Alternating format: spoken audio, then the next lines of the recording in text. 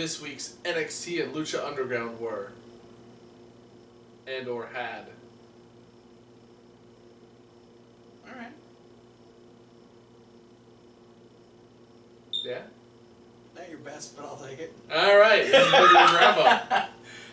Yeah. First off, we need to talk about this because this is something we found out right after we finished watching NXT. NXT TakeOver Houston has now become NXT TakeOver War Games. Yeah, announced on WWE.com. It's been by Triple H. It's been a minute since we've had a NXT TakeOver something. It's been the city name for probably at least a year-ish. And it's been approximately almost 20 years since the last, actual traditional War Games match. So, we know... I think 1998 was the last traditional War Games We match. know that SmackDown is doing a house show that's being called Starrcade. We know that the end of the year we're getting Clash of Champions. So, the WCW names have been starting to be integrated back into WWE here and there. You know what I feel like this is kind of revolving around? It was something we just talked about before we started filming. Billy Corgan taking his place as of October 1st as acting president of the NWA. I wonder if this is WWE going, let's re-up our copyrights on as many of these WWE pay-per-view names as we can and start using them so the NWA can't get any of their old shit back. It makes you think, is Triple H going full board with this, or is he just using the name? Because we know Triple H can do whatever the fuck he wants with NXT. He's WCW alumni. That is true. Well, it was his friend Terra Rising who was in. Looked just like him. Yeah. Way poofier hair. Yeah. And not nearly as talented. Yeah, I mean, we've got a little over a month until the show actually happens. Yeah, I think it's November 18th. So, I mean, there's a lot of... Survivor Series. Yeah, it'll be the Saturday before Survivor Series. So it'll be interesting to see what Triple H's fucking plan is. We know that he's been, really angry at Vince with how the NXT guys are being used on the main roster. And, I mean, even if to a point, not to say that Triple H is this petty, but I have heard stories that Hunter can get pretty fucking petty. Well, fire somebody on their wedding day petty. Who would you do that to? Some fucker named Phil. Yeah.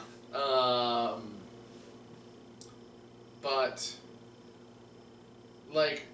War Games is one of the quintessential NWA/WCW ideas that Vince McMahon has pretty much been foursquare against bringing in, from the point one of when WWE took over the WCW name. And it's probably been the most talked about. Will WWE use this by everyone? It's got to be the most requested thing ever, match-wise, concept-wise from WCW. I mean, a 3-ring battle royal, triple cage, not practical. The War Games match, though, especially if they go full traditional War Games, 2 rings side by side, 1 giant cage that covers both of them. Yeah. Essentially, I mean, I don't know if they'll go that. I don't know if they'll go that far with it, but I mean, I don't know. It's hard to tell. WWE can. Man, I'm holding my hopes out. But I mean, I'm all for it. I mean, if Triple H is gonna go, as far as he possibly can with it, I trust Triple H. So. Me too. Do whatever you want. If you want to see another cool article about Triple H on the YouTube, What Culture just did a top 10 things that are more than likely going to happen when Triple H finally takes over WWE. And I pretty much agreed to hands down with every single one of them. And if you want to know the story about Triple H, watch Max Landis' Wrestling Isn't Wrestling, because it's great. But let's talk about NXT. We open up with the tag team rematch that we knew was going to happen. The only question is, was Nikki Cross going to get involved on behalf of Ruby Riott again this time? The answer was yes. And Ruby was a little bit more accepting of it this time. She still shook her head when she tagged Nikki in. Yeah. But she knew that after pretty much running a handicap match for about 5 minutes prior to Nikki coming out, it was kind of necessary. And then Nikki just went... She was getting tired. Nikki just went straight psycho on both Billie Kay and Peyton Royce. The facial expressions in this match were... It's what made the entertainment factor in this match skyrocket. It was so good. Nikki's psycho smiles, Peyton and Billie Kay's Peyton's freakouts. Her shock face when she didn't pin Ruby, she lost her shit. And it was the funniest thing. No, that was when they hit Nikki with the bulldog onto the knee. Right, okay, yeah. Which is usually that's their her double finish. Team go. Yeah, and so it didn't put Nikki down, and just the look on Peyton's face was hysterical. If you watch it in slow motion, you see her going through all 5 stages of denial. So it was so good. But eventually, Ruby Riott and Nikki Cross once again defeated the iconic duo. It was Nikki was up. I don't even Billy. She was mounted on the back of Billy. Of one of them with a cross face going on. Yeah, Ruby blind tagged herself in. Yeah, Ruby blind tagged, ended up knocking Peyton down, and then Billie Kay, who was she was legal in the ring, ended up getting the Pele kick, and Ruby picks up the win once again. They're not quite friends yet, but they work well as a tag team, sort of. Yeah. All right, so a couple of things that we're looking forward to in the next couple weeks. Next week, we've got Lars Sullivan versus Danny Burch after Danny saved Oni from Lars last week. Yeah. Okay, I understand. There's one thing going and saving your friend from getting his ass kicked. Yeah. It's a completely different thing. Challenging real-life Shrek to a fight. Just less funny. Yeah, I mean... green. The dude looks like he can palm a Buick. He probably can. His hand is huge. Which means he could probably squish your head like Cage did without a special gauntlet on. His hand is a gauntlet. The gauntlet was actually made from Lars Sullivan's hand. It was, oh, wow. Yeah. That's bullshit. Also next week, we're going to get the rematch between Johnny Gargano and Andrade Santa Almas. Yes. And Zelina Vega isn't worried. No. She's pretty much set that, Johnny lost fair and square at NXT Brooklyn. Because she didn't touch him. Yeah, and it's going to happen again. Andrade is just that good. We'll find out. But in 2 weeks, we will find out who the first woman to join the Fatal 4-Way with Kairi Sane is, as we have Nikki Cross, Liv Morgan, and Peyton Royce in a triple threat match. So very cool. That'll be fun to see. And then also, in that same 2 weeks, we will have a 6-man tag team match where Sanity will take on Undisputed Era. Yeah. That's going to be fucking Bobby Fish, Kyle O'Reilly, and Adam Cole, baby! But this week, we had a debut. Maybe that Rush you were talking about? That's exactly the one. We had Lio Rush make his NXT debut. He would be going against Aleister Black. Yeah, unfortunately, before the match could get started, before Aleister Black could even get all the way down to the ring, Aleister Black was about halfway down the ramp. One dreamy, velveteen individual pounced upon Lio Rush. Yeah. Like a tiger destroying its prey. And then he got up onto the top rope, and boy did he try really hard to lock eyes with Aleister Black while he swiveled his hips. Mm-hmm. delivered still the most impressive elbow drop in WWE right now. The Purple And Rainmaker. That's saying something because you got Eric Young and Kairi Sane both on the same show. Elbow drops are making a comeback. They're NXT bread and butter right now, man. No, they're good. Like bread and butter, man. Takes out Lio Rush. Which is unfortunate because I was really looking forward to seeing Lio Rush. And then Aleister Black just kind of did his entrance. He kept doing his entrance the whole That time. was the best part. So, obviously, we go back last week where we saw Aleister Black saying he was not going to give Velveteen Dream the attention that he was wanting. Yeah. And literally, so when he does the elbow drop, Aleister just continues to walk down to the ring, walks all the way around, does his little roll in, and sits there. And Velveteen is just like, hey, Aleister. Hey. Say my name. Hey. And Aleister is just dead set, like, not giving a fuck. It's like stare at the heart camera, stare at the heart camera, stare at the heart camera. He stayed so true to his word. Yeah. That it was kind of awkward at a moment where he was just staring off into space while Velveteen Dream was throwing a little fit. And Lio Rush was being taken aback, which was sad. But yeah, my only issue with this segment is that it was not the debut of Lio Rush. That's my only issue. It was, but it wasn't. I love the fact that Aleister stuck to his guns, and we are heading full force, neck deep into this story. It's awesome. And then. Again, with debuts, Kairi Sane, I'm pretty sure her official NXT debut. Her official NXT debut, taking on Aaliyah. You can kind of guess where this is going. Kairi Sane, obviously looking to make a statement prior to the Fatal 4-Way at NXT TakeOver War Games. I mean, she beat Aaliyah, which isn't saying a whole lot. It's not saying a whole lot, but, yeah, that elbow drop, though. Eric Young's elbow drop is the only one we didn't get on this show. Yeah, we'll probably get it during the 6-man tag, though. Probably. But our main event was Roderick Strong challenging Drew McIntyre for the NXT Championship. Holy shit.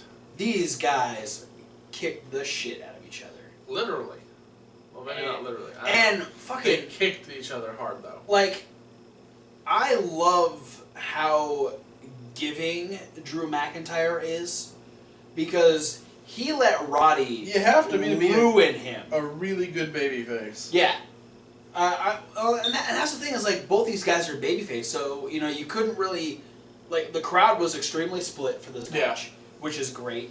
It was still a fantastic match. Watching Roddy just wreck Drew's shit for most of this match, but then Drew being able to come back and do the same thing to Roddy, and it was just... Yeah.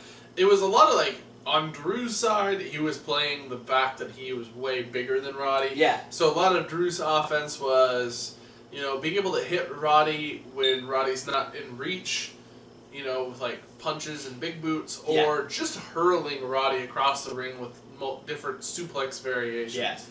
And I love the fact, like, in WWE, you get the same thing when you have a significant size differences. There's always the power game.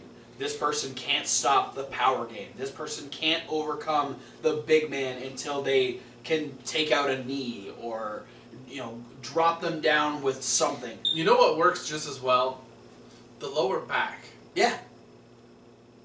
I mean, here's the thing, is like, this is wrestling.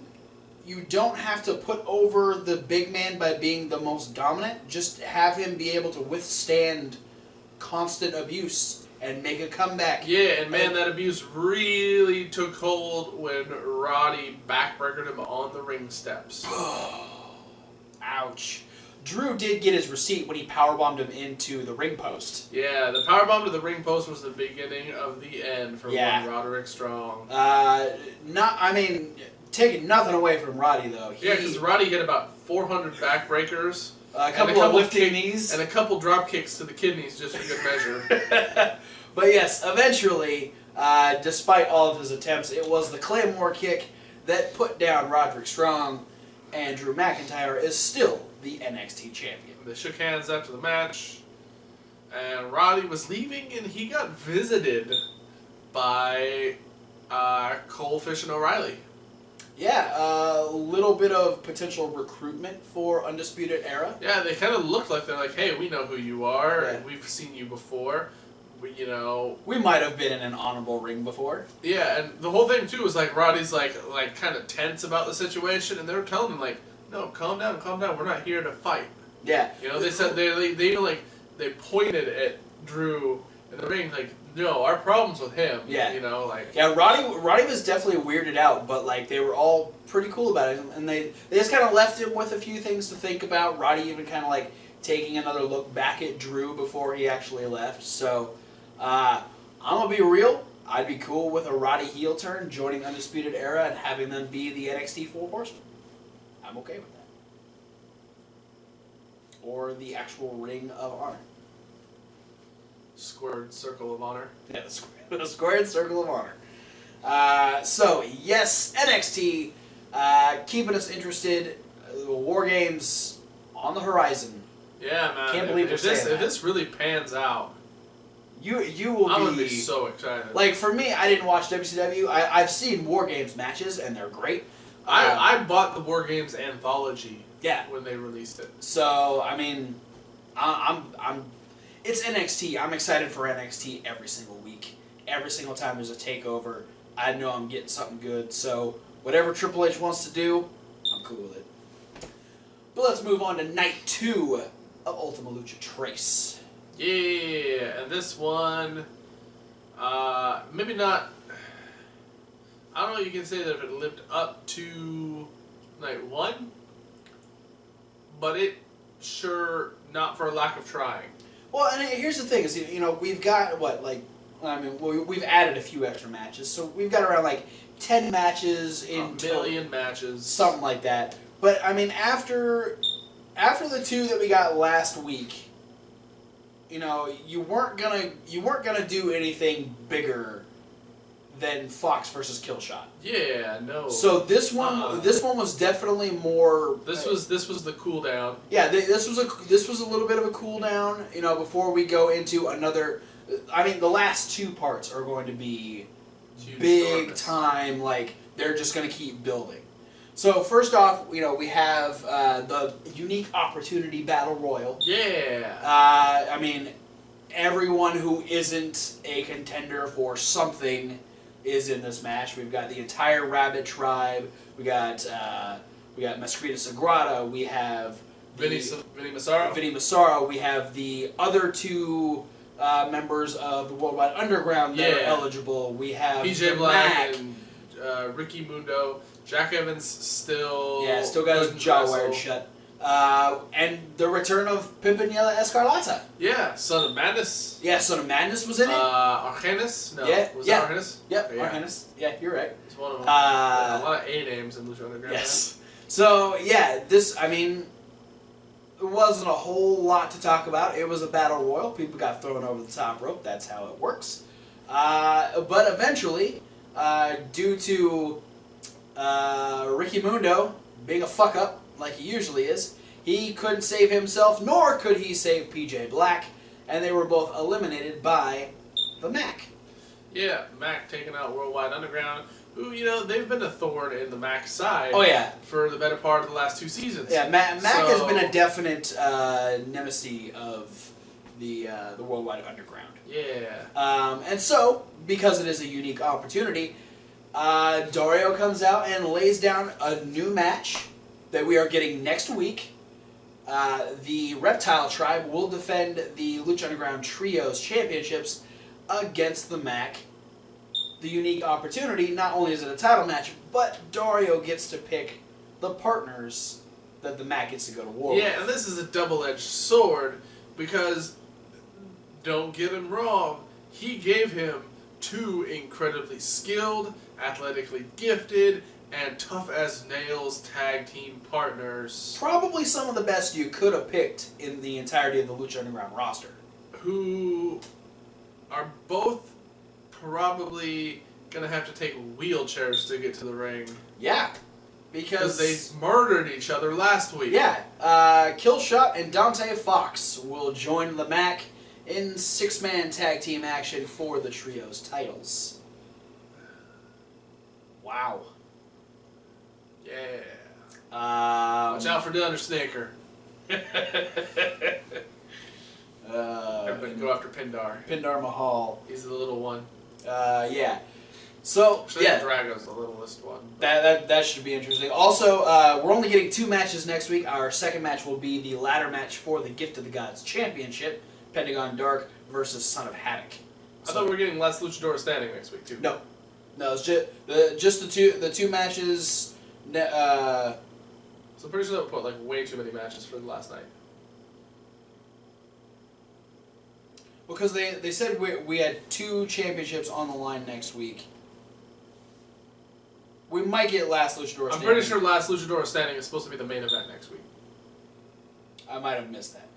Well, if that is the case, then we will have Sexy Star versus Taya in last luchador standing. But speaking of ladies action, yeah, we had Ivelisse versus Katrina. Yeah, her Ivelisse's return after getting injured early on in the season, and Katrina's in-ring debut. Yes, at Lucha Underground. And we started the night with Jeremiah Crane revealing to Ivelisse that he wasn't in love with Ivelisse; he was actually in love with Katrina. Yeah. So that started a rough night for Ivelisse right off the bat. Yeah, but she kicked him through a bathroom stall, so yeah. That's fine. So she was cool. She was cool. And then she and Katrina kicked the shit out of each other all around the temple. Yeah, they went to Dario's office. That was so funny. Katrina locked herself in Dario's office and armed herself in Dario's office too, because 3 different glass bottles over the head of Ivelisse, and that's when the red started raining. Yeah, it was. Her face matched her hair at this point. It looked like she just let the dye just run down her face. Yeah. It's not how she started the night. They fought through the crowd. They fought all around the outside. There was the battle for like the Soul Rock, whatever the fuck that's called. That's an item on Pokemon. Is it? Yeah, I think so. This is just the first thing that came to my head. Katrina couldn't get it out of the box that Mil Muertes put it in. Exploded the box. And then she started trying to throw the pieces of the box out of the ring. When she couldn't get to it, I thought maybe Muertes locked the box because he found out that Jeremiah Crane was in love with her, and he's like, "Fuck this bitch," and he wasn't gonna let her get to the Rock. And I thought, because you said him in the suit and the mask makes him look like a comic book villain. I was just waiting for him to laugh maniacally because she couldn't get the Rock out of the box.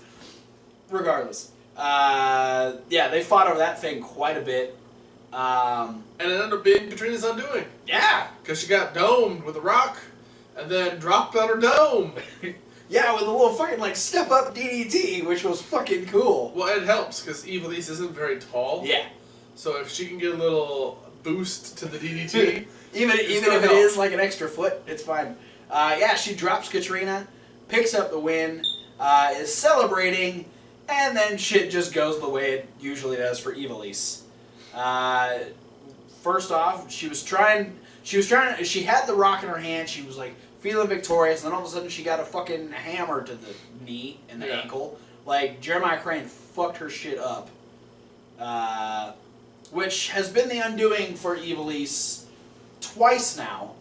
Well, 3 times now, including this. Ivelisse has had the issue of injuries. And so to re-aggravate that injury with a hammer, kind of a fucked up way to go about it. Not the way you break up with a girl. Just saying. But that did allow Katrina to get her Rock back. And so everything's alright for Katrina despite the loss. Yeah. And loss of her clothes. Just that little shawl thing that she was wearing. That was weird. Yeah. She's just covered in Ivelisse's blood, especially when she made out with her at one point. Mixed emotions about this. That match had me conflicted. Yeah, that is what we call an awkward boner. But moving on to our main event, Luchas de Apuestas, mask versus hair, Phoenix versus Marty the Moth. Phoenix obviously having the support of Melissa Santos at ringside. Marty the Moth came out with Mariposa, who immediately was getting involved, grabbing Phoenix's legs, not letting him run off the ropes. He went up to the top rope at one point, and she just kind of held him there. Yeah, allowing Marty to jump up and do a little like belly-to-belly throw off the top rope. Yeah, and then though, here's the dick move. Marty repays her by moving out of the way. Yeah. So Phoenix, doing a somersault tope over the top, lands only on Mariposa. Yeah. So once Mariposa gets back up to her feet, she flips Marty the double bird and walks the fuck away. And Marty's like, but you were supposed to fuck. And then It took a big turn towards Phoenix for a minute. And I thought that was gonna be it. Like I thought they were gonna. Yeah. I thought it was gonna be a quick thing. Because the first thing that happens when he leaves, or when Mariposa leaves, Marty tries to get back in the ring and trips over the fucking rope. Yeah, and then Phoenix hits like a good 1 or 2 3 move combo. Oh yeah. Knocks him down, and then he goes for this double jump moonsault. But Marty got his feet up right into Phoenix's face. Yeah, and he backflipped out of the bump, which is great. Things turn south for Phoenix because Marty undoes a turnbuckle. He rips open Phoenix's mask, slams him headfirst into the open, exposed turnbuckle, and Phoenix is just dripping ketchup, dripping sauce. Yeah. Just out of his face holes. It was someone turned on a marinara sauce faucet. I don't think it was that thick, but well, it's red. Chunky and full of basil. That's Phoenix. No, that's Vinny Massaro. That's true. Chunky and full of basil. College Underground jokes. It was. Who you think I owe? It might have been one of the messiest bloody matches I've seen on Lucha Underground because the ring was a goddamn mess. Yeah, and it didn't help that Phoenix was wearing off-white, silvery attire too. Blood stains everywhere. Looked like he peed blood all over himself. It was awful. And then, just because he couldn't keep Phoenix down, Marty decides he's gonna go just a little higher. He's gonna go to his creepy little lunchbox and pull out a set of scissors. I want to say before this, though, all of Phoenix's comeback spots, despite the fact that he was losing blood and his mask was all fucked up, the fact that he could still do things like run up the ropes and do a Spanish fly. Yeah. No, there were a couple hesitation moments, and definitely a little slower than usual, but shit, he was still pulling that stuff off pretty damn well. Yeah. Marty got the scissors, though. Yeah. And it got scurry. Yeah, he dug into Phoenix's head just a little bit. Melissa's been freaking out this whole match. Yeah. But once the scissors start to go down towards Phoenix's throat, Melissa's like, okay, no. And then we have the Melissa pretty much doing everything in her power to distract Marty from the task at hand. Yeah. Saying she says, I'll run away with you. Yeah, she says that she loves him and that she doesn't want to be with Phoenix. She wants to be with Marty. Just give me the scissors. We'll be fine. He ends up putting the scissors down, and then he tries. He grabbed Melissa by the head. You're too forceful, Marty. If you had just maybe asked, something might have happened. But he tries to he just grabs a hold of her and tries to kiss her, and Melissa's like, "Fuck you," and fucking smacks the shit out of him. He grabs her by the head and pulls her over the top rope. Yeah. By her head, like she's a fucking child. And by the way, I don't endorse grabbing your child by the head and picking them up. But that's what it was like. Yes. And so she's screaming and flailing. She finally gets one hand off, smacks the shit out of him, and kicked him right in the ding ding. She fucking hauled off on that ding ding, and it was enough for him to drop, and then Phoenix It's a great shot because you had the shot from in front of Marty and he's on his knees like dazed. Yeah. And you see Phoenix just run from behind and you see the impact of Marty's head jolt forward as Phoenix drives a knee in the back of his head. Fucking Shining Wizard to the back of the head. Nasty. Just drops Marty and Phoenix is like, well, let's get a little fancy here, and does a little like double jump 450, and Phoenix has won the match, has kept his mask. Kiss the girl. But of course, Marty is a pussy. Yeah, he double-birded the referee, kind of like Mariposa double-birded him. Yeah. And starts up the stairs where Mariposa's waiting. Yeah, Mariposa's like, Marty, come on, we can go. Listen, Marty, where are you going? Don't be a pussy. And yeah, Marty's getting the fuck out of Dodge. He doesn't want to lose his hair. Of course not. That's where his power is. Man. Plus, his sister's waiting for him with a chair.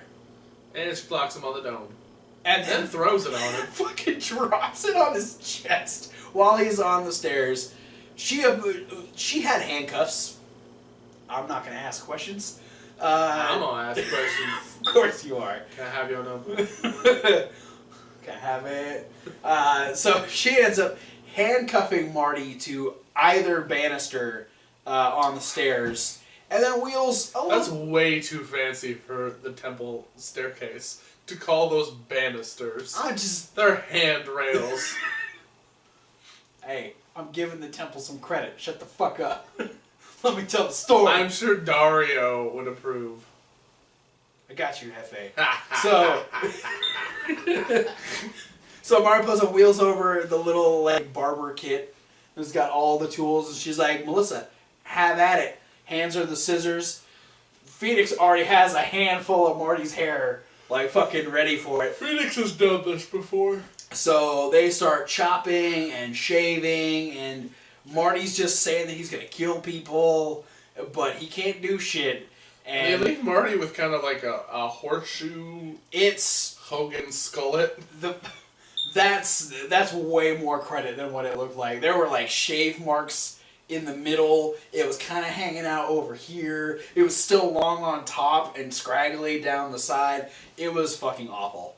Not a good night for Marty the Moth, but definitely a good night for Phoenix and Melissa Santos. Yeah, because then the show goes off the air with Melissa straddling Phoenix up at the top of the stairs. Yeah. And making out. It's definitely a good night for Phoenix, despite the lack of blood. But yeah,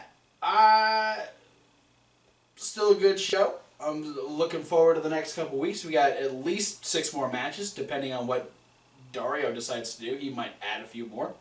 We'll see what happens. But that is it for the midweek wrap-up, guys. Thanks for watching. Don't forget to like, comment, and subscribe. Click the links down below. Like a podcast. Yeah, Reasonable Wrestling SoundCloud fans. link, and that's the one that starts with a W. Like wrestling. Like wrestling. Be sure to stay over here because we have 2 extra videos coming out this week. Both will be coming out this weekend, where we'll have our top 5 for August and September. You get some more information there, and we will have our predictions for Hell in a Cell. So look forward to that. Thanks for watching. We'll see you at whatever video you decide to watch next. Congratulations, Phoenix. That was his 4th win in the Lucha Stay in Places match.